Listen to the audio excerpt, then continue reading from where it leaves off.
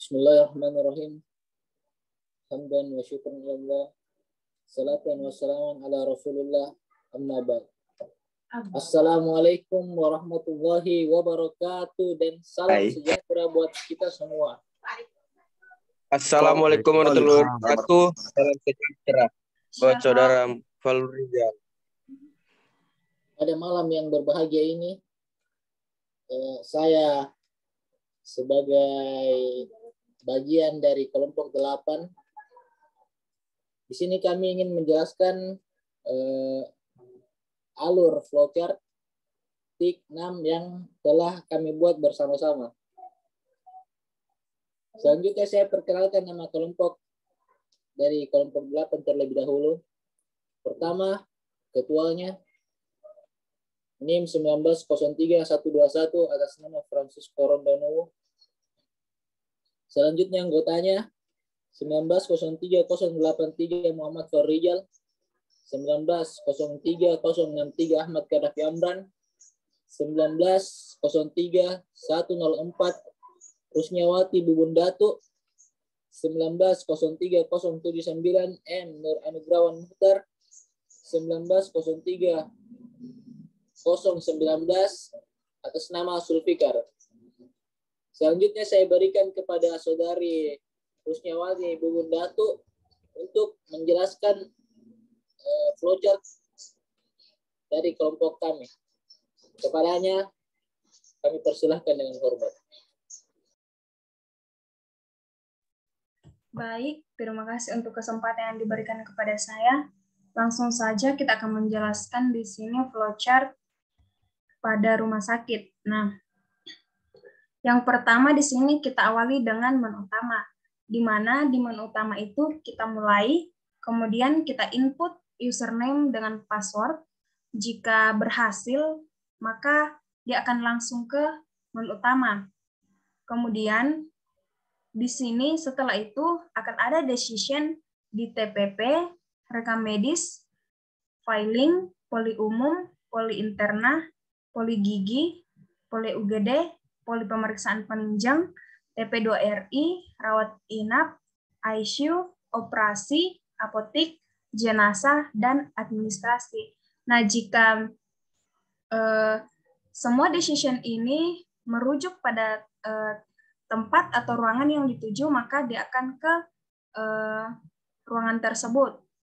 Kemudian kita masuk yang pertama ke TPP. Di TPP di sini ada decision pasien baru dengan pasien lama. Kemarin di ERD kemarin yang kita bahas dengan Bapak, untuk pasien lama itu kita buatkan pencarian rekam medis langsung diproses. Kemudian untuk penginputan data pasien, tapi kita ubah di sini untuk pasien lamanya merujuk ke ruang filing, di mana ruang filing ini di C di sini. Jadi pasien lama di sini dia merujuk ke filing. Tapi jika itu pasien baru, dia akan dilakukan penginputan nomor rekam medis baru dan identitas pasien. Kemudian setelah itu pasien tersebut akan dimintaki jika dia pasien BPJS, maka kita input nomor BPJS, kemudian maka terbit nomor BPJS tersebut. Tapi jika pasien tersebut bukan pasien BPJS, maka dia pasien umum. Kemudian diterbitkan, kemudian kita buatkan, kita input SEP-nya. Setelah itu, maka dia akan masuk ke dalam poli umum jika ya ke D, jika tidak ke poli interna. Jika pasien tersebut poli interna, maka dia ke E. Jika bukan, dia ke poli gigi. Jika iya, dia ke ruangan poli gigi. Jika tidak, dia ke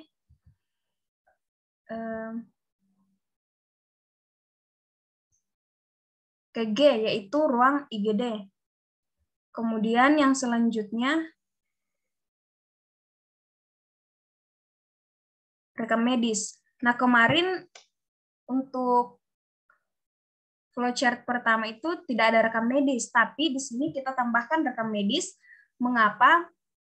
Karena dari rekam medis itu dibutuhkan di TPP untuk penginputan data dan rekam medis. Nah, di rekam medis di sini, dia itu berasal dari poli umum, poli interna, poli gigi, UGD, dan rawat jalan. Jika pasien berasal dari poli tersebut, dari ruangan tersebut, maka kita melakukan penginputan nomor rekam medis untuk memunculkan data pasien.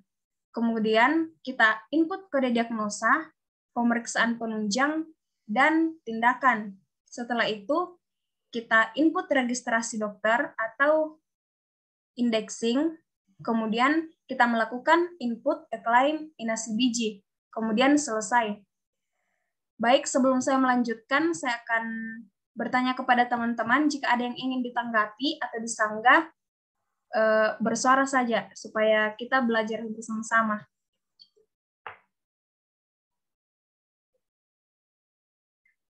Bagaimana?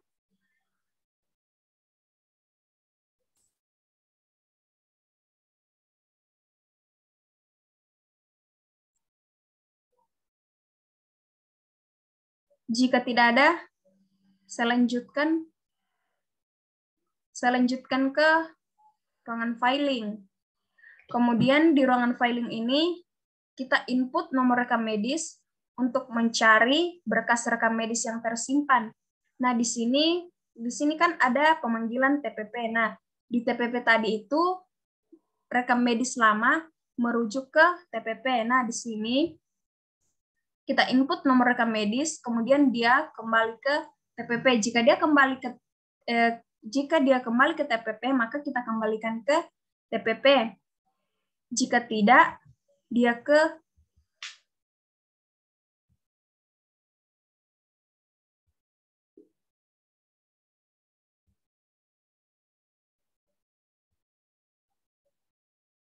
merujuk ke TP2RI. Kemudian selanjutnya kita masuk ke dalam poli. Di sini ada poli umum, poli penyakit interna, dan poli gigi.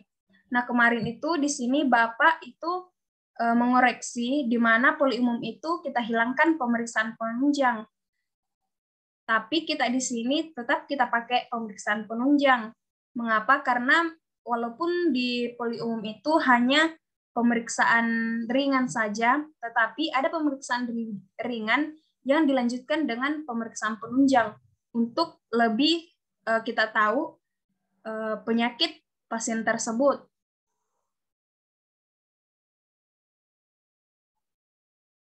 Di sini di poli umum kita lakukan penginputan data pemeriksaan pasien, kemudian kita masuk ke pemeriksaan penunjang.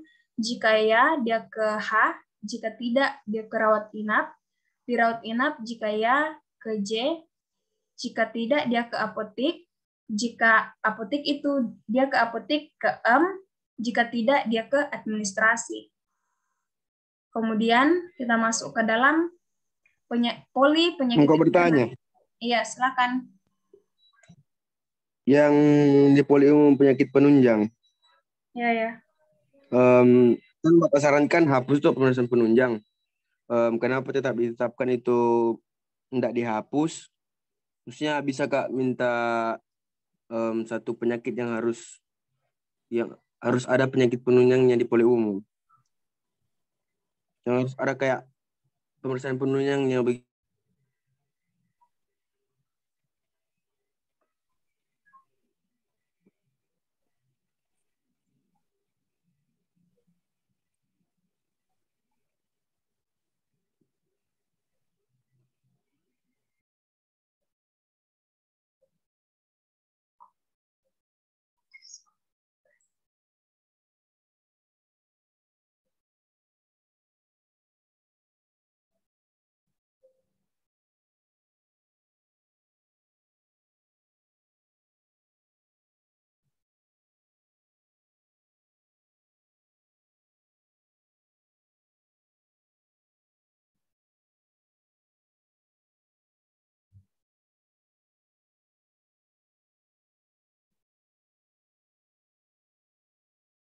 Siapa tahu dari teman-teman ada yang ingin menjawab.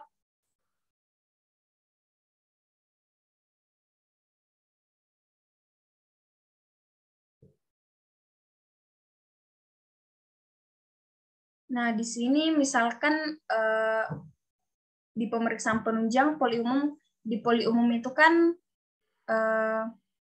merupakan pelayanan yang dilakukan, maksudnya memberikan pemeriksaan kesehatan, pengobatan, dan penyuluhan kepada pasien. Nah, di sini misalkan ada pasien datang ke poli umum dengan gejala sakit kepala. Nah, di sini sakit kepalanya itu sudah 1, 2, 3 hari. Jadi, dia itu harus melakukan pemeriksaan penunjang untuk melihat apakah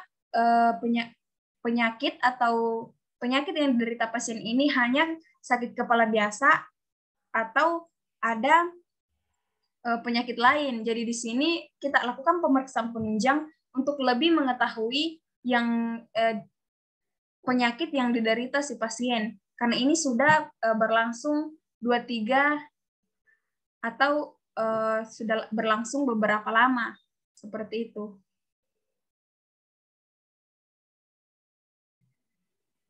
Oke, oke. Jadi tetap dikasih masuk itu pemeriksaan penunjang? Karena... Iya, tetap. Oke. Lanjut terus nih. Iya. Terima kasih. Kemudian kita masuk ke poli penyakit interna. Di sini kita melakukan penginputan data.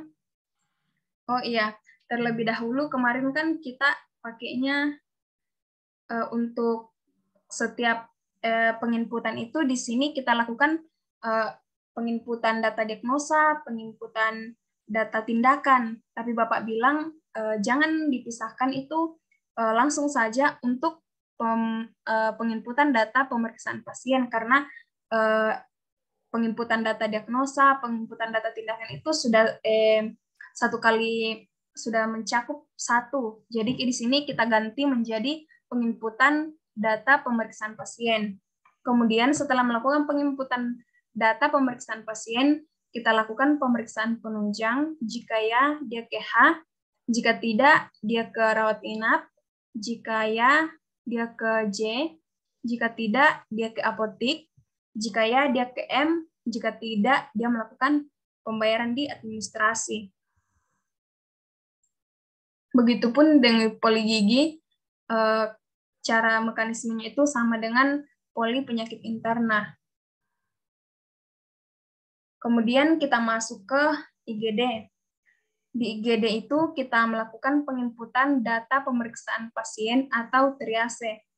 Jika pasien tersebut meninggal di IGD, maka dia ke N. Jika tidak, maka melakukan pemeriksaan penunjang. Jika dia melakukan pemeriksaan penunjang, dia ke H. Jika tidak, dia ke rawat inap. Jika ya, dia ke J. Jika tidak, dia ke apotik. Jika ya, dia ke M. Jika tidak, maka dia ke administrasi.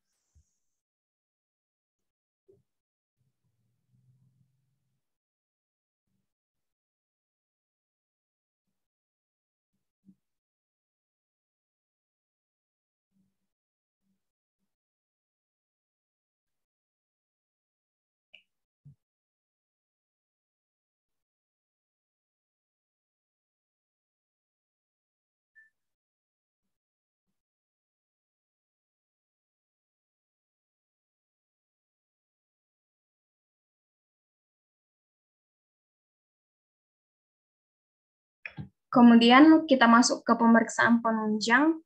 Di pemeriksaan penunjang ini kita input pemeriksaan penunjangnya.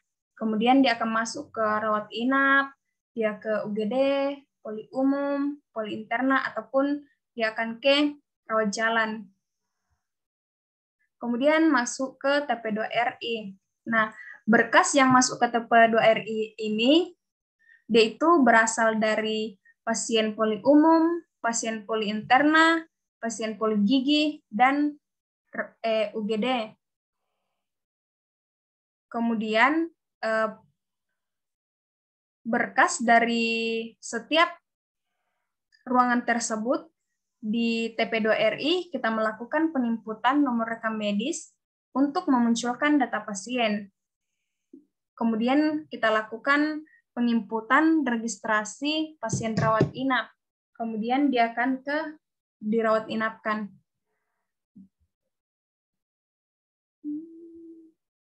Selanjutnya dirawat inap. Di rawat inap ini kita input data pelayanan pasien atau pemeriksaan tindakan perawatan pasien.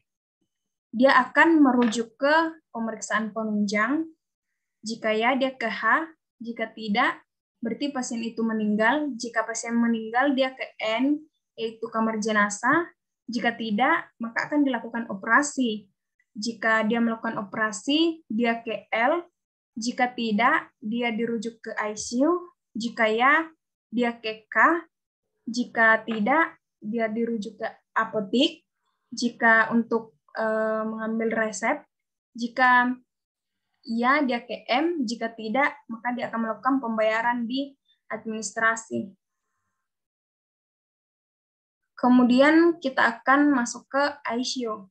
Di ICU ini berkas itu berasal dari UGD, rawat inap, dan operasi. Di setiap berkas tersebut, di ICU kita melakukan penginputan nomor rekam medis untuk memunculkan data pasien. Kemudian kita input data perawatan, pemeriksaan, atau tindakan. Kemudian itu dia akan ke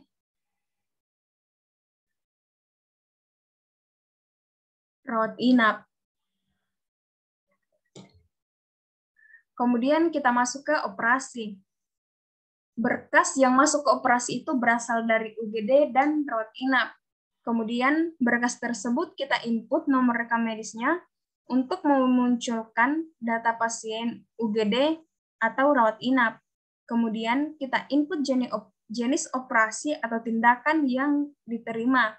Jika operasi tersebut berhasil, maka kita akan lihat apakah pasien tersebut mengalami kritis.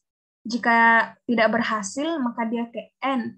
Jika ya, kita lihat apakah pasien tersebut kritis. Jika dia kritis, berarti dia ke ICU. Jika tidak, berarti dia ke rawat inap.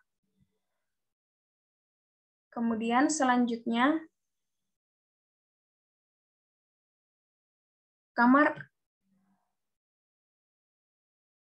kemudian selanjutnya di apotik. Di apotik ini kita input data obat yang masuk dan keluar. Kemudian kita input resep pada tiket. Kemudian kita input biaya obat. Kemudian akan muncul proses di sini yaitu total biaya obat. Kemudian di total ini akan merujuk ke untuk melakukan pembayaran di administrasi. Kemudian kamar jenazah. Di kamar jenazah ini data itu berasal dari UGD dan operasi. Jika data tersebut akan kita input nomor rekam medis untuk memunculkan data pasien. Kemudian kita input data kematian, kemudian kita input akta kematian, maka selesai. Kemudian yang terakhir, administrasi.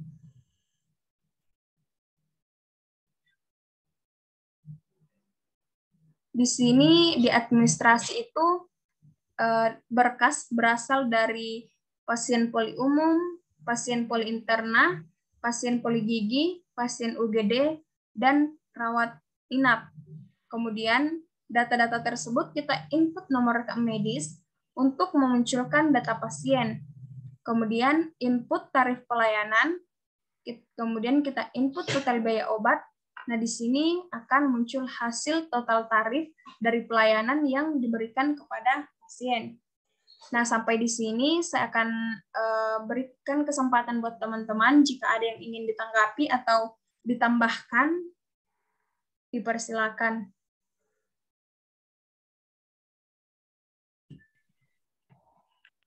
Baik, untuk flowchart yang kulihat, kalau sampai sekarang sih lebih mendingan yang sekarang daripada flowchart yang kemarin, karena kemarin tuh kayak belum beraturan. Kalau sekarang sudah selaras dengan di rumah sakit. Gimana tentang itu? Tentang teman-teman yang lain, siapa tahu beda. Kalau menurut saya sudah bagus. Ya, saya juga ikut dengan Sisko. Ya, saya juga setuju sekali ya, karena yang dulu masih pakai kertas ya, ini bagus ini tahu. Untuk Apalagi beda warna. ya, sangat warna-warni. Kalau ini mudah dipahami.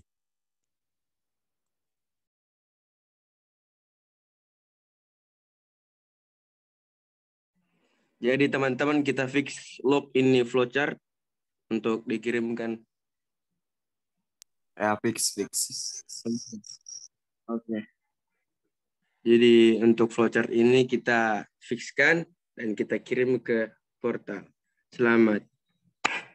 Betul. Tepuk tangan semua. Ya. Tangan. Tangan, guys.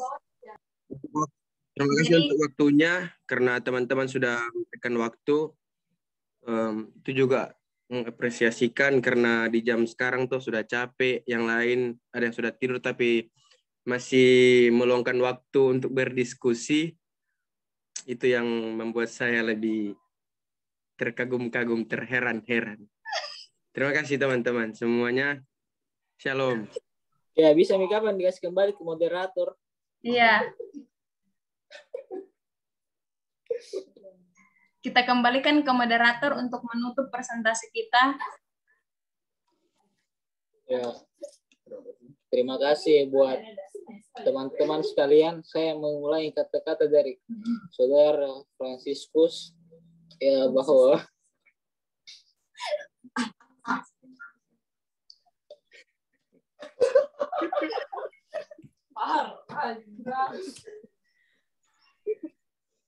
terima kasih atas Tapi Francisco.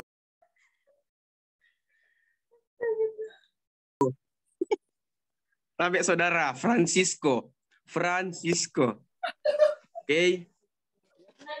maaf atas pelecehannya.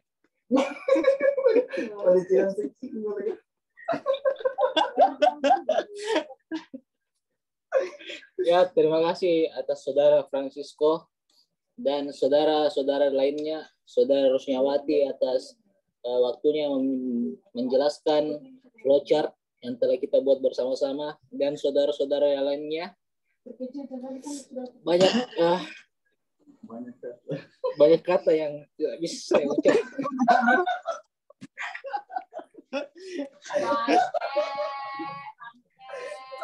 Saya tutup. Terima kasih. Assalamualaikum warahmatullahi wabarakatuh. Dan salam sejahtera buat kita semua. Waalaikumsalam warahmatullahi wabarakatuh. Waalaikumsalam. Mantap. Edit virus nih. Stop screen, Midi. Sisko, kamu mau edit deh. Ini ada ini lah. Astaga. Nah, ada JP ke sini.